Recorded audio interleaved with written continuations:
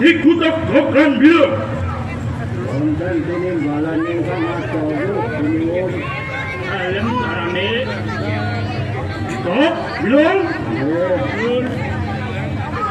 aku iki ratu tunggal suci sugih bondo sugih bandu Dimondro Guno prawira jayang bagat ini pulau kita dos di luar nanging kok tak ros kabeh mau durung jangkep isih ana kurangi isih ana cacate ya gak menapa ndara panjenengan menika saestu sampun sae dayanipun ndara panjenengan nggih bagus pinter sugih nggih mboten nate ngeslok nggih mboten nate mendem iya ta Bok masa ora tau ngedep lho ora tahu Bok ya esuk-esuk aku gak perlu muntah-muntah iki kuwi mergo tak gaweke jamu beras kencur Bok bareng diunjuk mutah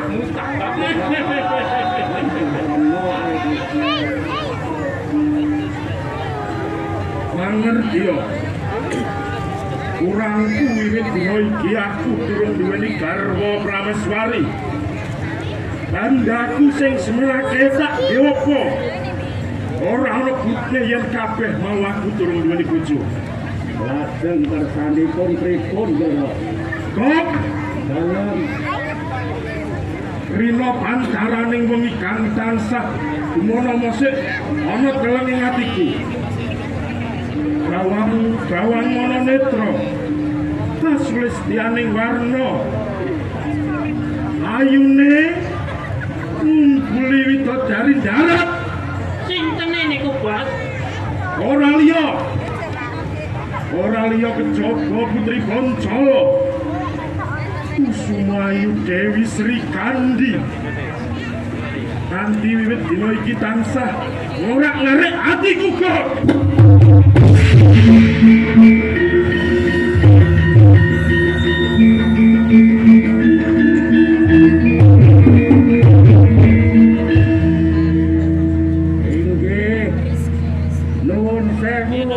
menika boten namung paduka Sang Prabu. Prasasat sedaya wong lanang niku menawi weruh Srikandi mesti kedangan. Kok ngono? Nggih. Dasare Srikandi niku boten neka-neka. Sarwa prasaja. Ning kasulitane merna ayune kadidene ngungkuli widodari. Leres niku, Bos. Lan utamane gadahi kawibawan ndara. Angel lho madosi wong wadon kados ngoten niku. Menawi ayu kathah ning yen duweni kawibawan ibaratipun 1001 ndara. Sedaya menika leres, Ndara. Srikandi menika pancen ayu. Pinter. Profil wiane mawon gambar-gambar masjid. Benten kali tabok lho, Ndara. Profil wiane gambar dijual sing ayu-ayu. Putih mulus. Kayak sapi, Bos. Sambrono malah buka wadikune ngarepe ndara jungkung lho. Pancen kenyataane ngono ta, Pak? Ora. Wah, edan. Wes ras ronto. Hatiku kepingin ketemu kawan Srikandi. Nggih, mugi saged dados jodoh paduka. Wes, ora usah suwer. Siagakno wadya bala barang Dubarjo. Lho, Dina iki budal ana panca. Yen nganti pangamarku ditampik marang Srikandi. Gawe karang apa? Negara Bathara. Yuki, Batang Sayuta. ayo,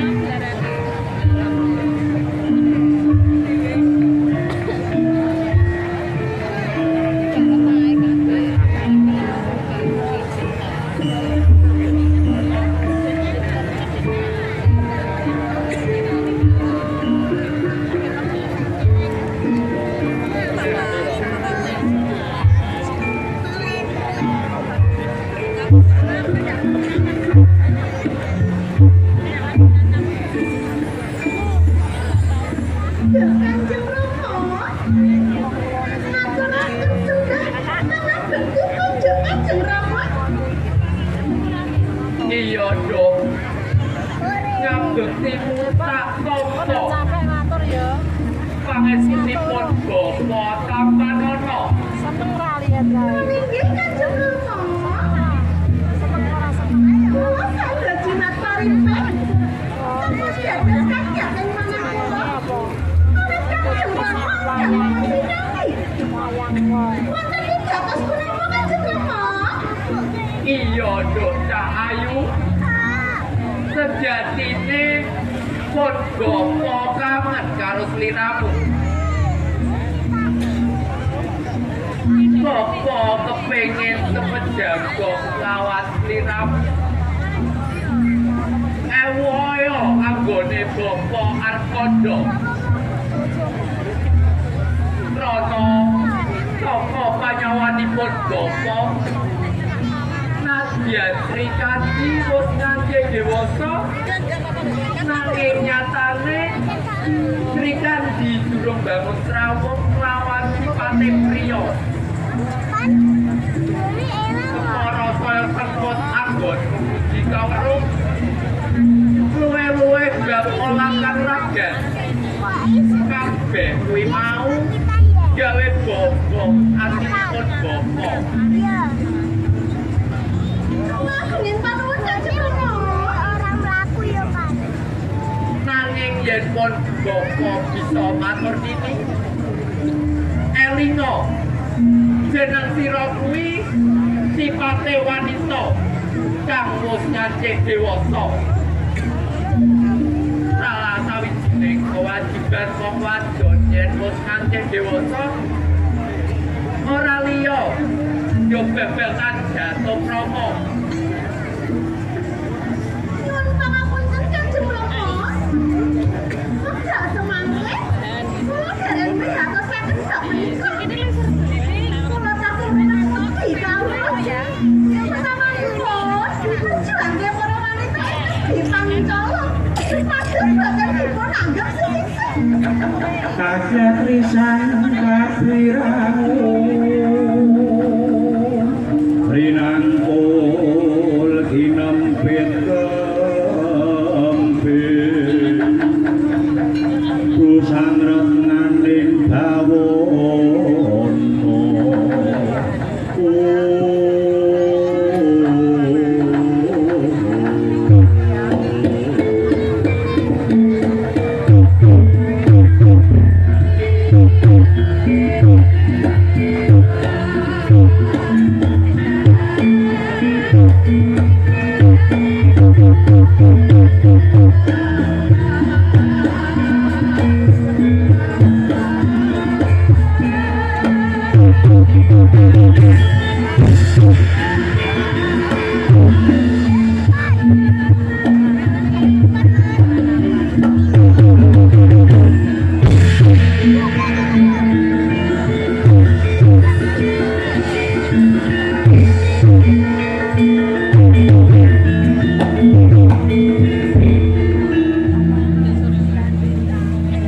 Jagat Dewa Batara ya jagat Pangesukara.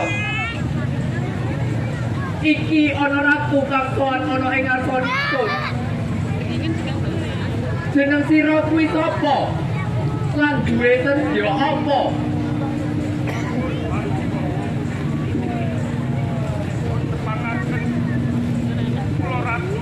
Kula nuwun dipun tebangaken Kula Ratu Paranggubarjo nami kula pun jungkung mardina. Sedya kula sowan menika kula badhe ngebun-ngebune njang anjejawah sonten. Kula badhe nglamar putri paduka ingkang nami Dewi Wara Srikandi sinuwun. Sira bakal nglamar anakku? Inggih sinuwun. Lah utang terus terang ing mangke Srikandi badhe kula boyong wonten negari Paranggubarjo. Srikandi badhe kula mulyakaken boten badhe kula damel kuciwa salamina. Namung menawi ing mangke panglamar kula pun ampit kula aturi jagan jero sing kandel. Negari Pancala badhe kula biori badan sayuta.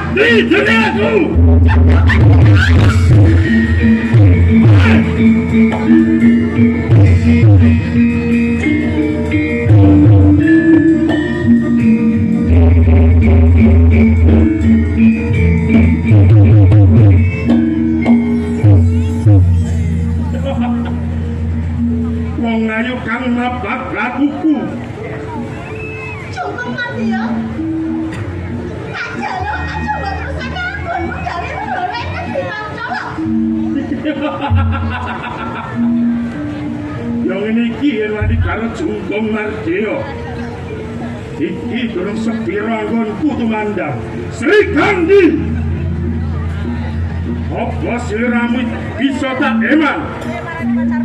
Jungkong Margeo. Tak jaluk pangapuramu. Aku durung bisa kamu kamu tak bisa diamu. Kandeng setiaku becik. Sliramu tak menehi waktu pitong sasi suwene. Yen mangke sliramu nampek. Kula aturi jagang robet ing kandel. Negara Pancala. Kula byuki Bajang Sayuta. Anak sama mau.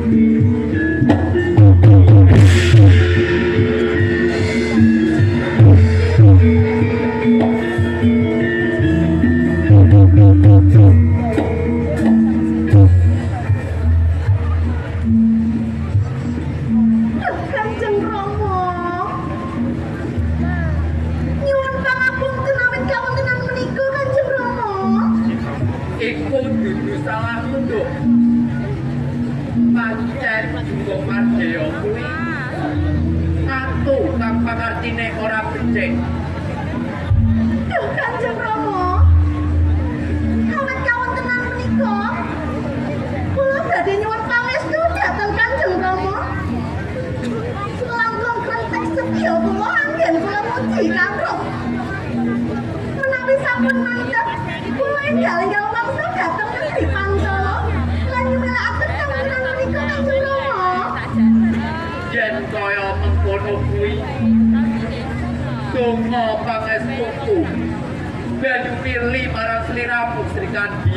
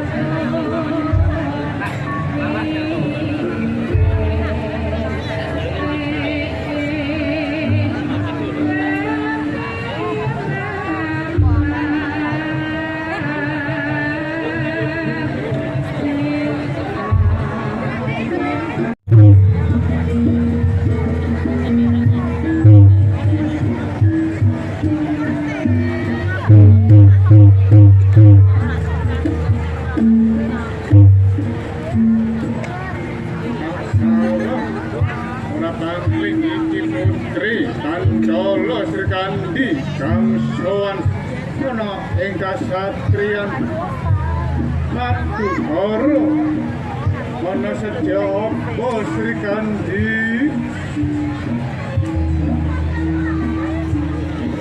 Kula kanca.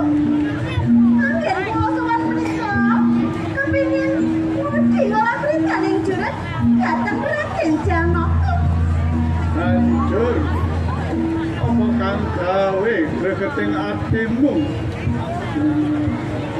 Duh Raden, anjas kula menika kepengin sanget ngreksa kayunan negari sanadyan mung wanodya.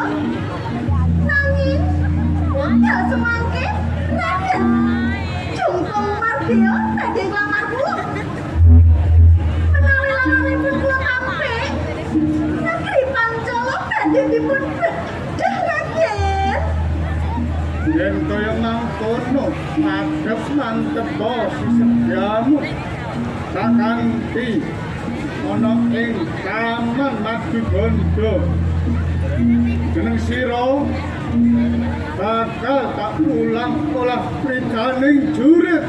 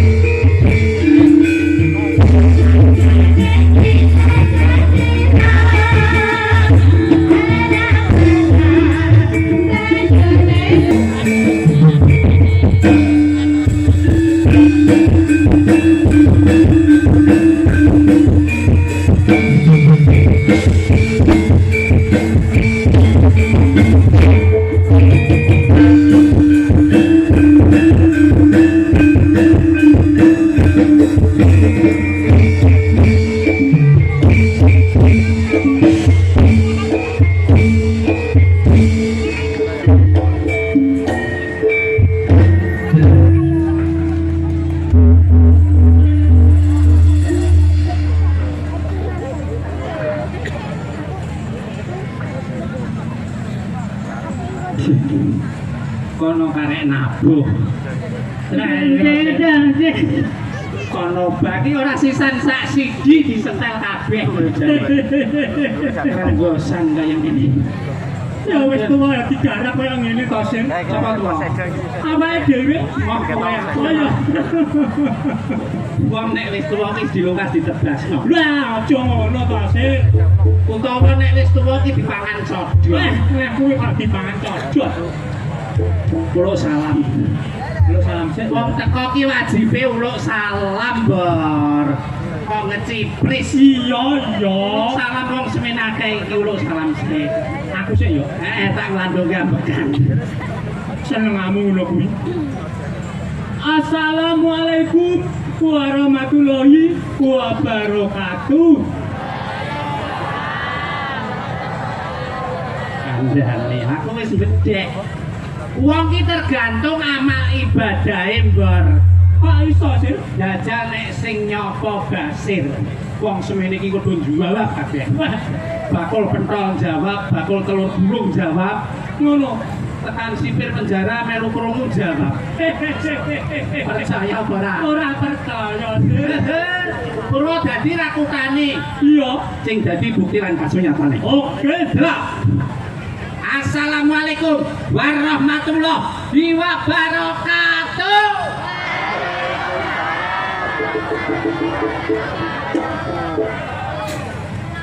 Jamaah. Oh, jamaah. Alhamdulillah. Iki perlu tak bahas lho, Sir. Ya sapa? Iki acarane ora acara pengajian lho, Sir. Lha emang alhamdulillah iki kudune ngaji tok. Kuwi nonton ngene iki ya padha karo ngaji. Oh iya. Ngaji iki ngatur jiwa dandani ati. Rumangsamu. Iya ya. Dadi yo alhamdulillah perlu. Kok wong semenake iki apa to? Sajane ora apa to, kok kompak madhep rene kabeh iki lho. Lah ya aku yo bingung kok do ngerti awake dhewe apa awake dhewe ganteng ngono to ya. Ganteng budhe, Pak Le, Mbak E. Ambor ganteng napa mboten?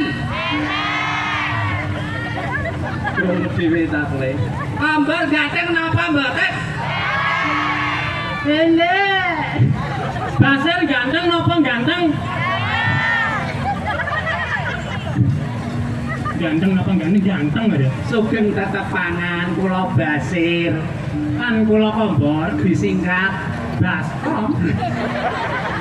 Baskom semene gedene gua ada apa? Enggak ada banyu lho, Sir. Ya banyu ben ngebaki wetengmu. Iki ngono acara HTD. Iya. Oh iya iki ngerti apa ora? HTD. Nah, Hari Tari Sedunia. Betul? Oh, pinter ya kowe jebule ya. Tak kira ora iso. Ambor ngono ya. Iki semono uga selain memperingati Hari Tari Dunia. Sakjane iki ora ning Demak tok. Yo, ya norma to, Sir. Diperingati ning ndi ning Solo. Iya, ning Jogja, kabeh Surabaya. Wah, kemen lho. Sakjane tanggal 29 April. Tapi, nah iki tanggal pira? Tanggal 18 ya. Ora apa-apa, padha karo sing penting memperingati. Ngene iki ya sebagai pratandha. Iya, kanggo nguri-nguri budaya lan seni. Ngene iki diprakarsai dening sapa? Ayo ngerti ora kowe? Ya Pak Bambang no? Pak Bambang untung tanggamu penjahit Pak Bambang. Ngene iki diprakarsai dening Dinas Pendidikan dan Kebudayaan. Kepala Dinas sinten? Ayo. Iya, pucet kowe pucet ra iso. Kita ya Pak Nardi. Pak Nardi mana? Lah sapa sih Pak Haris? Piantone gede gagah. Sisiku ya ganteng kaya Basir. Ono uga cabang Dinas Kebudayaan. Iya, Sih. Sapa? Ya Agus lho. Kowe kok sesuai aku jengkel mbek kowe ora tau ana sing bener. Lah wis piye wis tuwa yo ngene iki to, Sih. Bapak Isman. Hei. Bapak Isman. Ugi sapa neh? Lho mulane sesuk nek iki nggawa kepekan. Lho, boten sapa neh? Kepala Dinas Bapak Haris. Bidang kebudayaane Bapak Isman. Nah, subkoordinator kebudayaane sapa? Bapak Didi. Bapak Didi. Semono uga ya diaturaken matur suwun kanggo kanca-kanca seniman. Iya no. Acara iki iso kelaksanan to, Iya. Siji disutradarai oleh dalang muda dari Kota Demak. Sopo bisa? Kang Mas dhewe ta. Sopo? Kang Mas Iksan. Ngerti kowe? Ngerti no? Piye jajal bentuke? Apa tak jipoke? Aja kok jipok. Lah piye ngecotot ngene kok jipok. Uga koreografere Kang Mas Ardi. Karawitan iki nabuh iso kompak kabeh. Sindene yo suarane apik-apik kabeh. Iya. Suarane iso cilik cemengkling. Soale tungkae diganjelke kene. Matuk. Kok malah matuk. Karawitane iki dipimpin dening Mas Sukma. Loh, tepuk tangan semuanya yang sudah berkontribusi. Mulai iki iso kelaksanan kaya ngene. Sing utama yo diaturaken matur suwun dening Ibu Bupati. Ibu siapa? Bu Hajah Estiana. Ibunda Dokter Hajah Estiana. Wakile sinten? Pak Muhammad. Ada ya lah. Lah kowe ngerti ya sapa? Ya aku mosok aku kabeh sing ngomong ya sekali-sekali kowe barang. Sing nom kaya. Ngono iki semene iki ya diaturaken matur suwun. Iso lungguh anteng mengapresiasi seni dan budaya. Iki semua diayomi seni terutama seni tradisi. Iya no. Ya kuwi seni tari, seni barong, iya. Seni karawitan, seni pewayangan, lan uga seni-seni liyane ya. Matur suwun ugi kagem staf-staf Dinas Kebudayaan, Dinas Pendidikan dan Kebudayaan staf-stafe sing wis ngancani awet berproses latihan sampai hari H bisa tampil ning yo. Geger geden. Geger geden. Geger geden. Wong kok senane megene. Geger. Kanggo disi-isi iki bagianku kok. Geger ki yo ana apa kok? Negara Pancala iki lagi geger geden. Iki ngruwi isu perang Iran dan Israel lah. Aja ngono. Kemange kowe duwe rudal balistik. Yo nek rudal yo ora duwe rudale mung rudal bakso kok. Sing jenenge Jungkung Mardeo. Iya. Kuwi seneng karo Ndoro Ayu Srikandi. Iya kuwi. Padahal kowe yo ngerti. Ndoro Ayu Srikandi iki sing seneng ora trima wong siji. Wah, akeh sih. Sing luwih bagus yo akeh. Termasuk aku lho sing kowe rupamu kaya orang-orang. Bentuk ngono kok bagus. Lah aku krungu-krungu kuwi ditolak. Jungkung ditolak karo Ndoro Ayu Srikandi. Mula iki mesti Jungkung kerahno Wadyabala ngamuk perang geden ning kene iki. Kowe sapa? Hati-hati lho kowe. Diserang pasukane Jungkung kowe mlayu wae ngene ngono kok kowe. Ora iso jajan mlayumu kaya piye? Nah, oh lagi mlayu 10 jangka kono 3 jangka kecandak kowe. Lho. Basir. Komber yo nduwe senjata lho. Ora percaya, kok iso nyepelekke Basir. Nek Basir ki wong semene akeh wis do ngerti, wonge lincah prigel. Pencak yo iso. Kesaktiane yo ana. Ya iya no. Aku engko nek diserang aku wis siap supaka. Kok supaka? Apa? Pusaka. Cek sithik karo apa sih? Aku engko arep ngetokno pusaka saka kantong ajaib kuwi. Jajal rogon. Kon rogo kok malah telolor kaya ula kowe iki. Dilerekno sih. Dilereke sih. Oh, ora mbok lerekno kok mbok rogo. Ora ana isine. Ora kena, Sir. Delok. Delok. Yo, tak montroni. Cekel nomeku. Iya. Iki mantra saka negara Arab. Entelehet. Jadi guyu gagal iki mengko. Iki mantra saka Arab tenan kok. Aja diguyu. Aku ki 3 tahun ning Arab kok. Dadi apa sih? TKI. Yo belajar ilmu. Iya. Cekel. Head and the head. Kalau malah diguyu saya banter. Aja diguyu lho. Sing ngarepe guyune kaya sepur lewat. Lah sing ngarep kuwi malah unune nang jendelane lho Jar kuwi. Gampang. Iya. Head and the head. Head and the head. Anak sapi jenenge pedet. Anak kalong jenenge codot. Aku dudune to Sir. Lah sapa? Iku lho sing ngomong. Ngawur. Dudu kuwi dudu codot. Lha apa? Kampret. Kampret. Delok. Hei kantong, aku njaluk pusaka. Sing arep nonton mati lere ketes ini. Sabar inawah ma sabirin. Iya. Hei kantong ajaib. Aku njaluk pusaka kanggo nglawan wadya bolone Sungkung Mardya. Hei. Pusaka iki. Pusaka kok kaya ngono ki ndak. Lah apa? Iki ra popok wewe to ya? Sembranan kowe iki sembranan.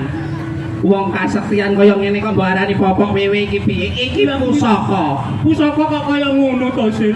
Karena durung tak mantrani luwih tetek. Wong nek ndelok ya bentuke kaya popok wewe. Iya. Padahal nek musuh nyedak tak mantrani. Ananta pacaye apati tetena apati ya apati teteku apati tu apati kut kut kut apati delok hei sapu tangan abang dadio pusaka set bebas Sapu tangan aja dhewe. Ampun lho Sir kowe. ampuh iki kuat Kuat ya Sir. mbok kira sapu tangan atos kuwi rumangsa Iki atos. atos biasa to kandhane Iya.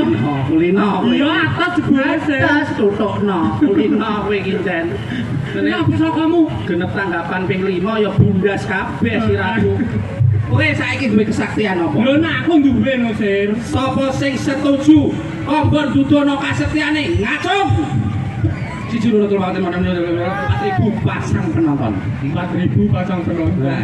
Wah, banget Sir. kowe duwe pusaka apa Iya no. kono tok sapa Iki jenenge tombak dudul jingkat. kono pusaka kok jenenge ngono pusaka sing ngene iki Lho, nglawan iki pusakaku. ya ampuh iki sabetke segara asat sabetke gunung jugruk sabetke sinden muring-muring rumangsamu Lah iki apa kuwi senggol jedul. sing kok jedul iki apa ana Tombak dudul jingkat. tombak dudul singkat kok iso diarani tombak dudul Ora percaya. ora nah singkat to tombak dudul singkat soale misale aku ngene Tak dudul. aduh Oh. kowe Iya, toh. pinter-pintermu omong arep mbok apakno Arep tak ubung-ubungke kanggo nglawan boleh cukup. pasukane jungkung nyedak Iya. kowe ngetokno tombak Iya no. mbok go nglawan Iya.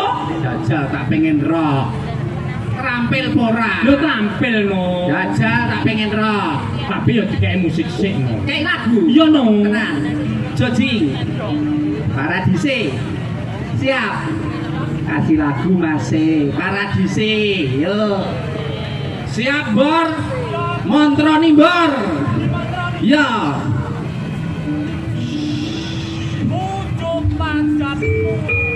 Kumane mlaku. Melu aku. Melu obrase. cek cek cek yo main kepar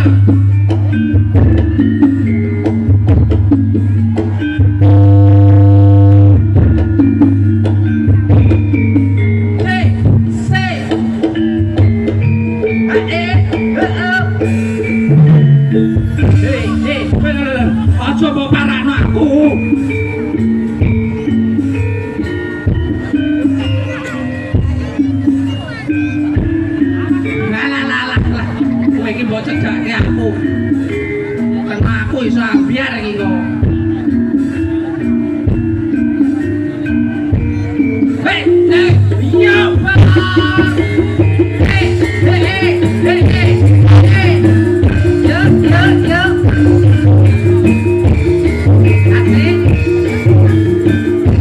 Asik. Hey.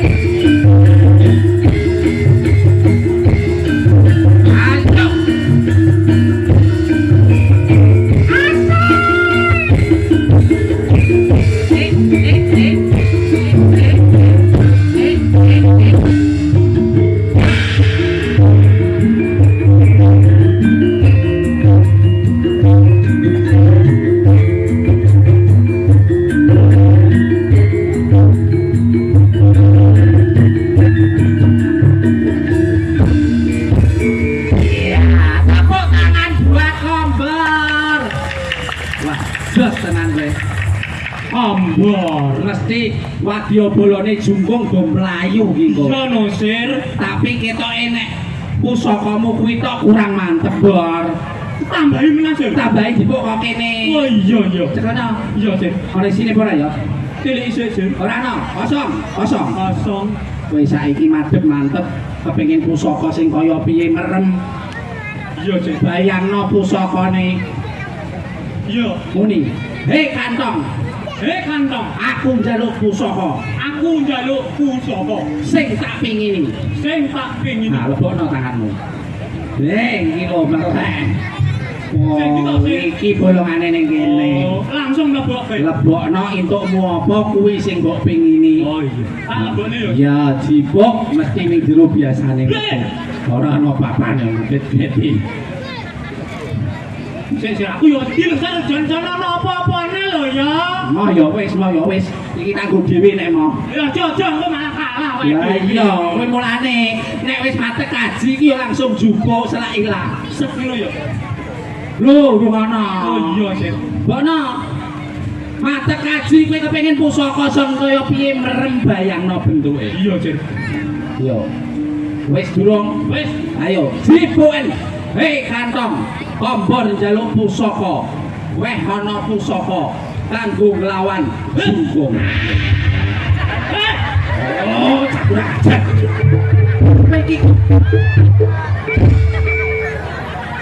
Iki pusaka apa to, Sir? Kowe iki kon njaluk pusaka malah njaluk citakan apem. Brono nggone sapa bojoku iki mau? Ora ngerti aku lho, Sir. Mangke sing kelangan marani kombor nggih tebulukan sembrono kowe. Sone aja kaya ngono kuwi. Aku ora ngerti ya metune rumah saku sing tak eling-eling ya duduk kuwi lho, Sir. Ah iki di live streaming malah ngetokno citakan apem. Wis nek ngono suka parisuka. Iya. Tak anggap iki dhewe latihan militer wis siap. Wis duwe tenaga. Ben ora stres. Iya, suka parisuka. Ya seneng atine Nyanyi bareng-bareng. Siap no. Bisa. Iya. Ayo nyanyi dikasih. Aja dipleroki Mas. Dadah.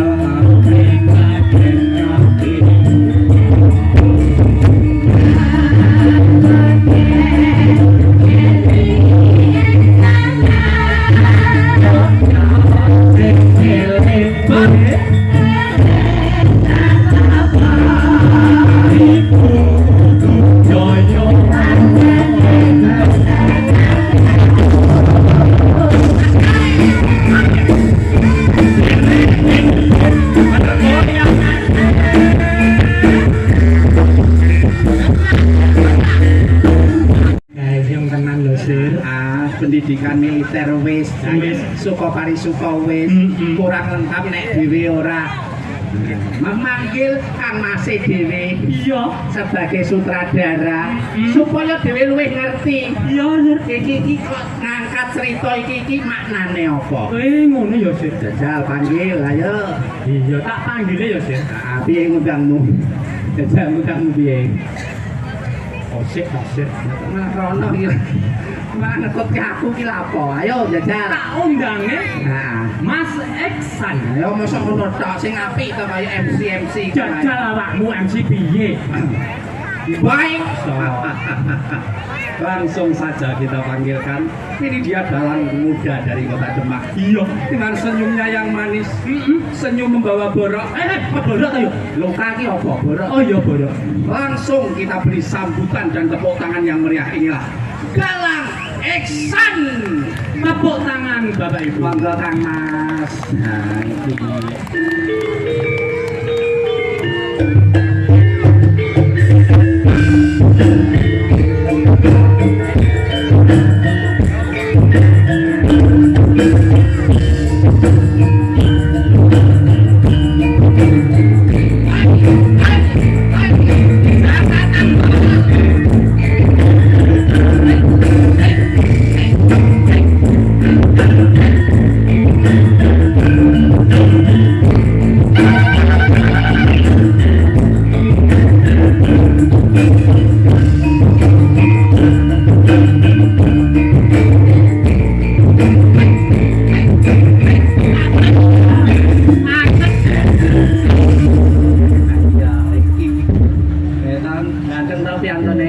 Ganteng, Sir. Ya, lakone nomor piro ngerti? Lho, wingi bar tak tumbasnya lho. Apa? Nomor 6, Sir. Nomor 6 ki lakon ukuran SD.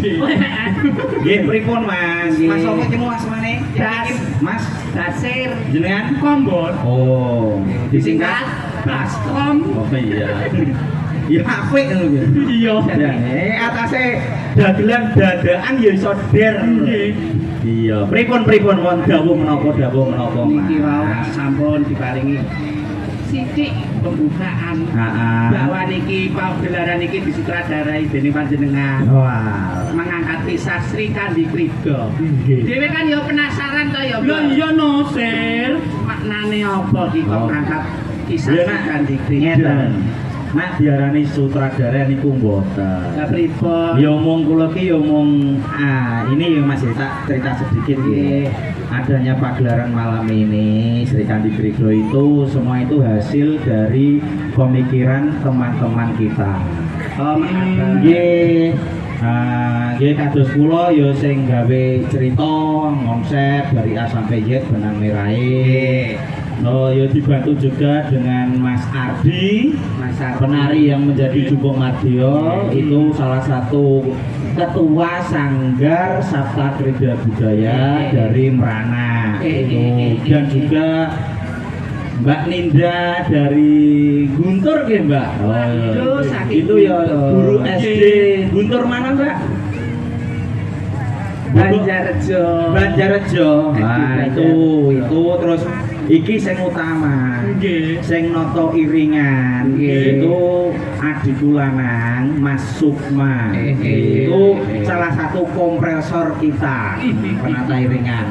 komposer. Oh komposer iya. Kompresor sebul man. Iso kabeh Lah lho, Sir. piye? Komposer ya Mas. Nggih. Pawitane guru siji. Nggih. Iso ngangkat ning ora iso ngandutne. Wes angel pol. Ya gitu. Jadi ini kita berpikir bersama saya, Mbak Ninda, Mas Ardi dan Mas Sukma. Gitu yo andum gawe Mas. Jadi mboten namung kula. Itulah kebetulan cerita ini Sri Kandi Krida itu ya panyunan dari Bapak Kepala Dinas Pak Haris. Bapak Haris. Nah, ingin menonjolkan seorang tokoh wanita, emansipasi wanita. Sri Kandi niku kan wong wedok, nadyan to wong wedok ning wonge watake kendel. Berani. Nggih. Nggih. Terus anggone tresno karo negarane negara Pancala. Itu ya sangat besar itu Sri Kandi. Ngoten. Dadi ya jumbuh kalih kahanan wonten Kabupaten Demak. Jadi tangguh, berani dan cinta akan daerahnya sendiri. Niku. Dan ini beberapa Mas dibantu dengan teman-teman penari yang malam ini itu salah satunya Sanggar Mahasura itu terletak di Desa Kedungori Dempet, Mbak Dianing sebagai ketuanya, terus Mas Ardi tadi Sanggar Sabta Krida dari Merana, 3 Sanggar Purnama dari Desa Dukun Karangtengah, ada juga Sanggar Nawasena itu dari Meranggen Kangkung, Mbak Elin, Sanggar Langan Budaya Mbak Indriana Gutur tadi, dan komunitas Tatal Jati. Tepuk tangan untuk pelaku seni di Kabupaten Demak. Terus niki Mas patut dibanggakan, utamane untuk warga Demak. Ing atase Demak niku ado saking keraton gitu, ado saking pusat dari kebudayaan, tapi ternyata untuk teman-teman pelaku di sini itu ternyata banyak dan juga bagus-bagus. Ngoten itu patut kita itu patut berbangga. Dan kerawitan teman-teman ini sebagian dari teman-teman Balongan. Nggih, ngoten. Ono sing dadi apa puskesmas, wong kesehatan, Mas Janto ora patek sehat wonge.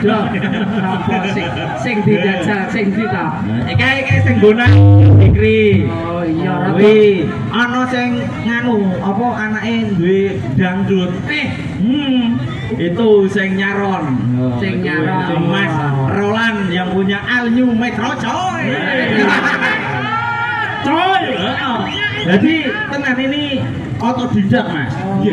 Biasanya nabuh barongan. Lah iki tak jak nggih karo Mas Sukmayut dirangkul golek kanca-kanca sing gelem sinau luwe. Mergo nak sendratari ngene iki ora mung waton nabuh, tapi juga nganggo rasa kandel tipise.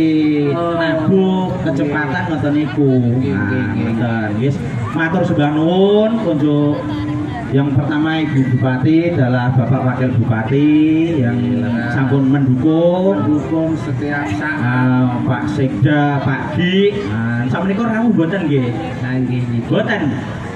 Oh, mboten ketinggal ten ya. Dan utamanya Pak Haris Mas, ketua apa kepala dinas kita.